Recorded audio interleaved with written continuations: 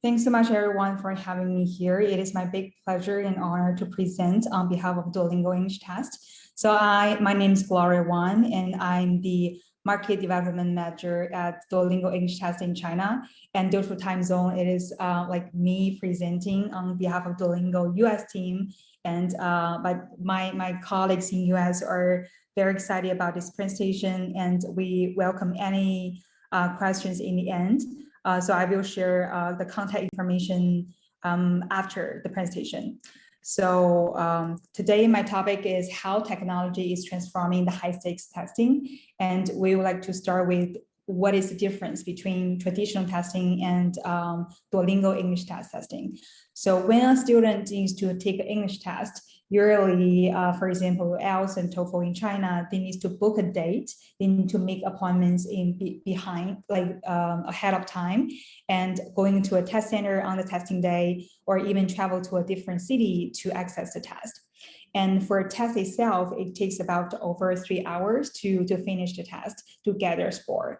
So Duolingo English testing is trying to improve all these different dimensions to make it a more efficient and effective test taking experience. So when students need to take English test at Duolingo English test, they only need to take the test or register for the test on that day whenever they want, and they can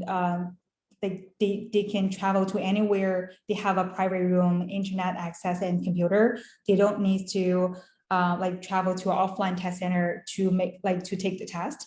And the test itself is 1 hour, and they can save travel time, save some testing time, and also they don't need to spend on money going to an offline test center. So this is kind of the brief introduction to how Duolingo English test is different from the traditional testing.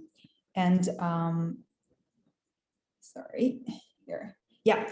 So let me get a little bit of foundations about how Duolingo English test works, because I think some of the audience are very familiar, and some of the audience might be new to Duolingo English test or less familiar. So before we take a deeper dive, I would like to mention that you may hear about the word access or accessibility a lot of times.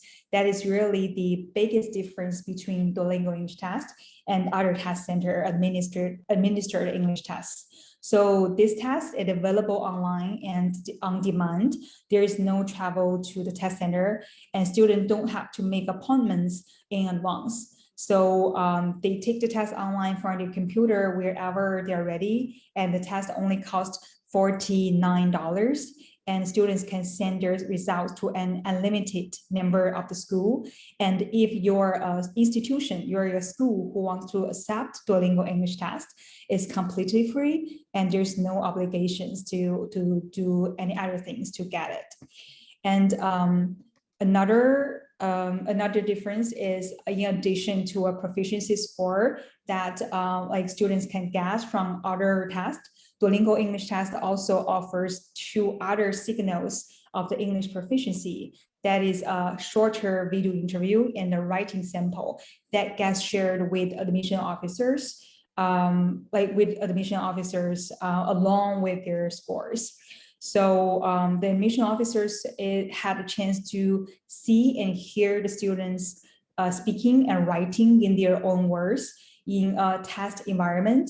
So is the test taker themselves, and that's how they communicate organically. So it's helpful to understand, to know how the candidates better to make more informed decisions about borderline candidates. And there's a lot of different applicants for the different applications for the results of the Duolingo English test. So overall, the entire experience is very fast for students. It only takes about 1 hour, although there's a little bit variable. We will talk about that later. And students can receive the results in 49 hours, and they can share instantly with an unlimited number of schools.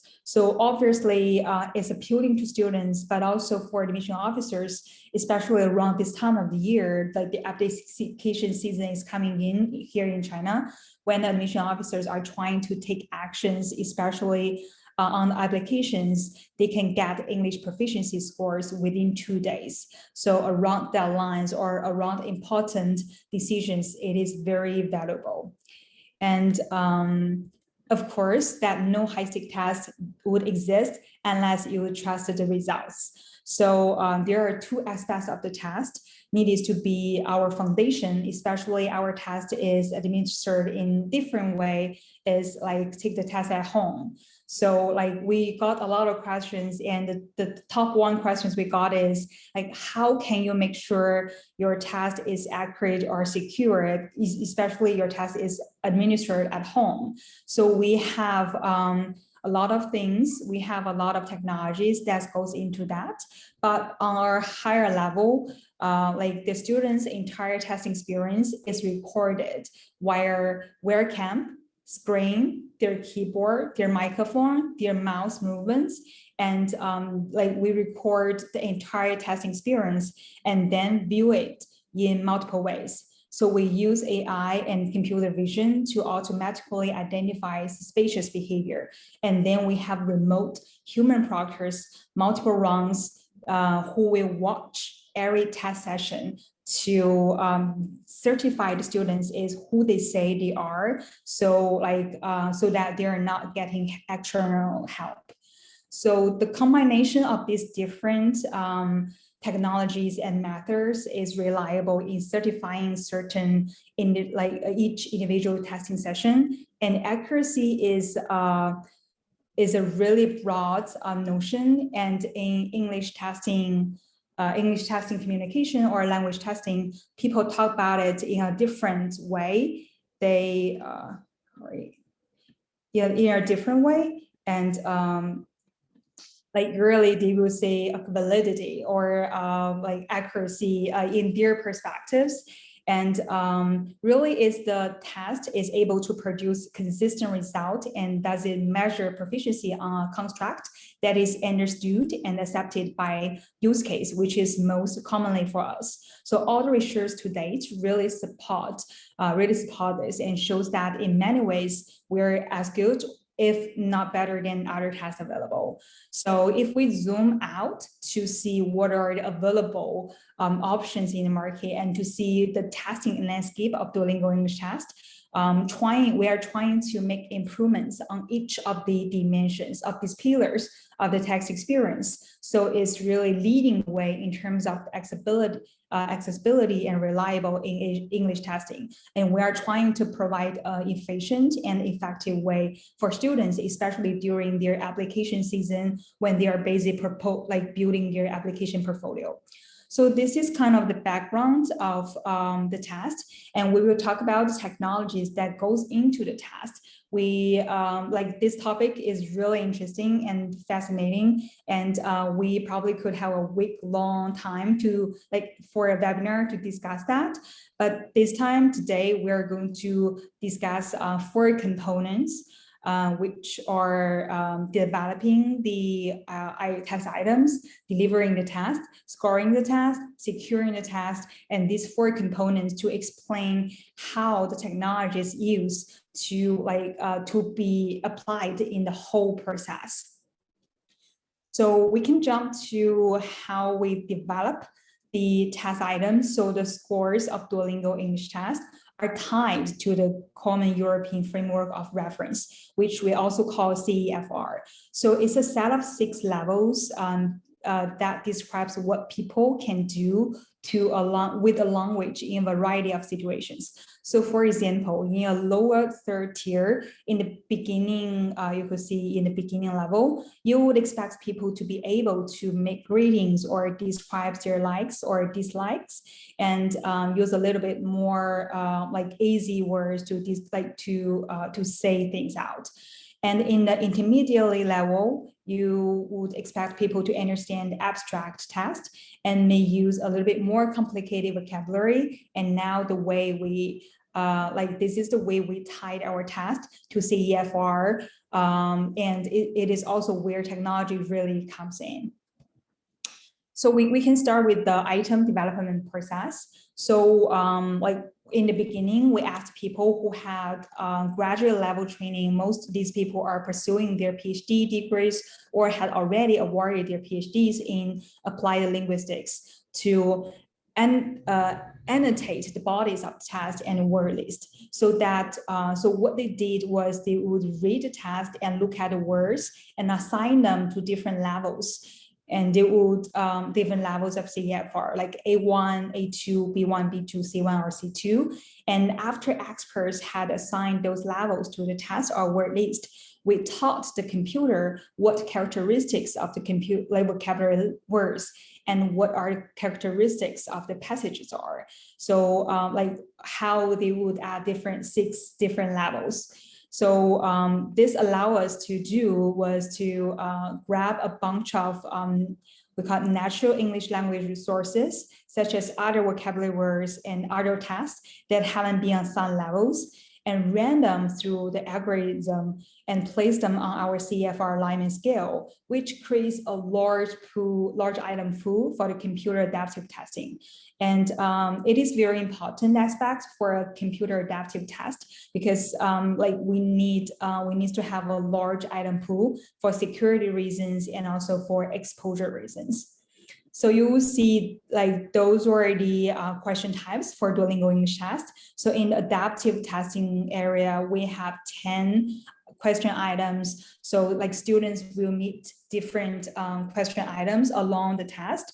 And like basically they will meet every like question type, but in different order. So that is because the adaptive testing, computer adaptive testing is the way that it's not a fixed form, goes out, the question items go out along with how the student answer the questions. So after we knowing about the curriculum, like the item development, we could like learn something about the test administration, which is the computer adaptive test. So what the computer adaptive test does is that it ensures that every test session is unique. So there's not like a fixed form, as we mentioned. It's not like form A, form B, or form C. So each test taker will see a different test. So when they sit down to take the test, it's possible for them it is possible for them to have like very different question items from their previous test or from like their friends who really sit next to each other. So like because it is possible because we have this large item pool from which to draw upon. So the test takers do not have to come across the same items, or either if they take the test repeatedly or like the are sitting next to a friend taking a test. So that's one main feature. And another thing is we monitor the item exposure and retire items as they are exposed, as they are seen by more and more people. So we will monitor the numbers of exposure and number of times that each question item was used to make sure that the item pool was updated regularly.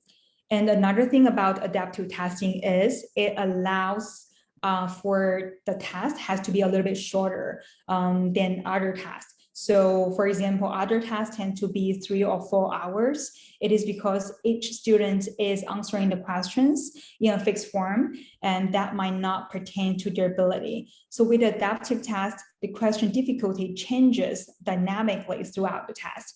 And therefore, the test can teach a result, can reach a result that's accurate in a fraction of time, and it's a better experience for students without like sacrificing the reliability. So you will see like this is how students will get the question items, and how the difficulty changes along the way. So this allows a shorter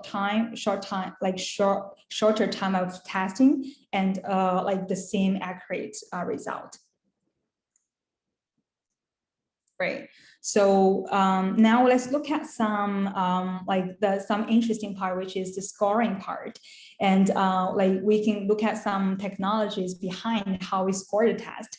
So as you may or may not know, that Duolingo English Test uses automated scoring to score the speaking and writing. So on the left, you see a list of the features that the machine looks at. So it looks at the grammatical accuracy, grammatical complexity, lexical sophistication, and lexical diversity, and task relevance, and other features. So lexical sophistication can be thought of as rare words or more infrequent words that are more sophisticated, or more frequent words that are less sophisticated. So lexical diversity is a test taker that uses a wider variety of the words in a response that has a higher lexical diversity score. So the computer also look at task relevance, which is a very important feature, and it also includes the length, the response length, and on the speaking side, it look at the acoustics and also the rate of the speech, this kind of the speed of the speech. So those are the machine, like what are the features that machine look like? And we have to like confirm one point, that the automated scoring, all the like algorithm are doing a really good job in measuring people's spoken and written language proficiency. So we compare the scores of algorithm to the scores that people give them. And based on the writing prompts we give to students and the answers of the writing prompts, and the scores results are very similar, are very close. So we are very confident that our machines are doing a good job, and the machine scoring algorithm are doing a good job of reading, speaking, and writing samples as an expert will do. So this is kind of the scoring, which is also one of the key parts of the adaptive testing experience. And what comes next is how we secure the test, and how we can make sure like the students can get fair score, and the score could be used in high stake scenarios or like schools application. So one big important thing is our each test goes through a robust sophistication process. And you could see here is a pipeline from the test upload to the endpoint certification decision. So the first step is that the performance goes through an AI view here, the step, which put flags on the performance for suspicious behavior. So it goes through 2 rounds of human proctors. So each test session is watched twice by independent people, and they can leverage those AI flags to investigate any suspicious behavior during the test session. So as I mentioned, every test session is recorded, and this is how the our AI and also proctors can view, because we have the recorded video. So as I mentioned, there are 2 independent people who will leverage the AI flags to investigate any suspicious behavior during the test session. And if needed, if there is a really serious problem, the test session will get escalated to a 3rd proctor before a certification decision is made. So we do all this whole process within 48 hours time period. So which could allow the admission officers to get the score after students send in 48 hours. So this is one of the key measures we have to secure the test. And based on what I mentioned previously, our unique design and the certification process, we have some other ways to make sure the test is secure. So the first one is, as I mentioned, secure design. So the adaptive testing gives a unique test to everybody, to every test takers. And it's interesting that even you set to each other, your test are kind of different. And also we have the remote proctoring. So human proctors and AIs to do together to evaluate the proficiency, like whether it is okay. And we also have the AI and data forensics, and also we have the ID verification, test lockdown, and video samples to make sure the students are who they are and make sure they don't have suspicious behaviors. So yeah, so that is what the test, how the test is secured. And right now we have test takers in over 200 countries. And we're so glad that no matter is like, not only in China, we're helping test takers around the world. And like, this is very to meet our mission to help like test takers to achieve what they want. And right now the test is adapted by 3,000 institutions around and programs around the world, including the top destinations for studying abroad students. And these are like the programs categorizations, and like because like Duolingo English Test is based in Pittsburgh, Pennsylvania, United States, so we have the widest coverage in of the US programs, and we also have Canadian, UK, Australian programs, and helping students to get accepted into these programs. Yeah. So that's nice that we use this opportunity to introduce who the Duolingo English Test is and how the testing technology could combine together. And any questions, feel free to reach out to my colleague Sam Flashman, and he's happy to answer any questions. And Sophie, hopefully I didn't run over time. No, that was perfect. Thank you so much, Gloria.